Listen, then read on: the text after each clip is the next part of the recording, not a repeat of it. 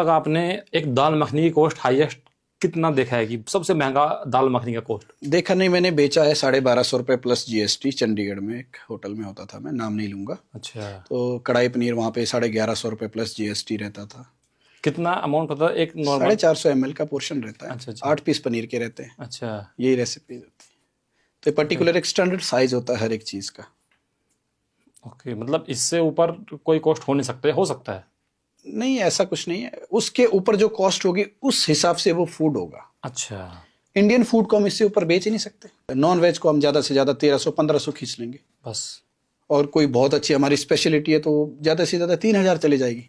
हाँ। इससे ऊपर आप नॉर्थ इंडियन फूड को कितना खींच लोगे? नहीं खींच पाओगे। अच्छा, जैसे अभी आप हाइजीन की बात कर रहे थे, फूड सेफ्टी की बात कर रहे थे, तो 5 स्टार्स के किचन में किस तरीके से हाइजीन मेंटेन रखी जाती है, फूड सेफ्टी को ध्यान में रखा जाता है? देखिए, उसमें क्या रहता है, एक पर्टिकुलर जो हमारी हाइजीन रहती है उसके एक चार्ट आते हैं, शीट्स आती है, वो हर एक डिपार्टमेंट में लगे होते हैं। वहाँ पे आप हर एक चीज़ लिखी होगी, आपको कितने मिनट में हाथ धोने हैं या कौन सी चीज़ कितने मिनट में धोनी है, वेजिटेबल को कैसे धोनी है। सबसे बड़ी चीज़ होती है कि हम सफाई कैसे रख रहे हैं।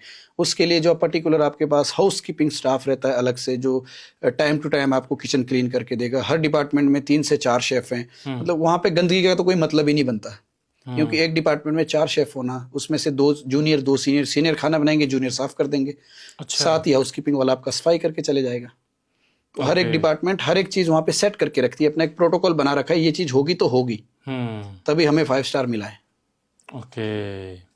माइक्रोवेव में अक्सर हम लोग खाना गरम कर लेते हैं, ठीक है, और वहाँ पे भी होंगे आपके, क्या बोलते हैं, 5 स्टार में? बिल्कुल होंगे। तो लेकिन कहा जाता है कि माइक्रोवेव में खाना को गर्म करना हार्मफुल होता है, क्या ये सच है? देखिए, माइक्रोवेव में खाना गर्म करना हार्मफुल तब होता है अगर आप कोई भी चीज़ बनी हुई या पकी हुई चीज़ को 2 से 3 से ज़्यादा बार गर्म कर रही हो। बेसिकली फूड एक टेम्परेचर जो होता है वो, जैसे मान लो मैंने आपको एक दाल दे दी जी जी गर्म करके, जी। अगर वो आप एक बार गर्म कर सकते हो चलेगा।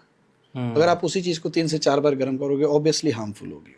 ओके, तो एक बार गर्म करना चाहिए। और बने हुए खाने को हम सिर्फ हार्डली 1 से या 2 से जी। ऊपर गर्म नहीं कर सकते। 1 या 2 बार ही हम इसको गर्म कर सकते हैं। ओके, थोड़ा स्ट्रीट फूड के बारे में बात करते हैं। ओके।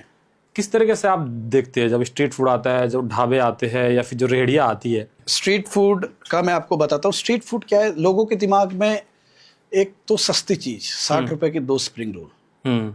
लेकिन कुछ स्ट्रीट फूड्स अच्छे होंगे, नो डाउट।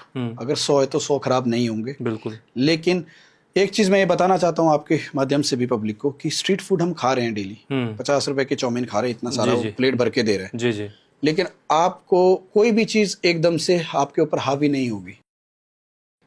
हम 4 दोस्त चले जाते हैं, हमने चारों ने रेडी पे कुछ खा लिया, स्ट्रीट पे कुछ खा लिया, जी। हम डेली खा रहे हैं। जी जी जी। वो आने वाले एक टाइम पे हमें बहुत गंदा असर देगी। लेकिन हम वो सस्ते के चक्कर में हम खा रहे हैं कि यार 100 रुपए में हम चारों का पेट भर रहे हैं, लेकिन आपको ये नहीं पता लग रहा आप खा क्या रहे हो। अगर वो इतने मसाले डाल रहे हैं, इतनी सॉसें डाल रहे हैं, तो वो क्या हेल्दी है? बिल्कुल भी नहीं है, बिल्कुल अनहेल्दी है। लेकिन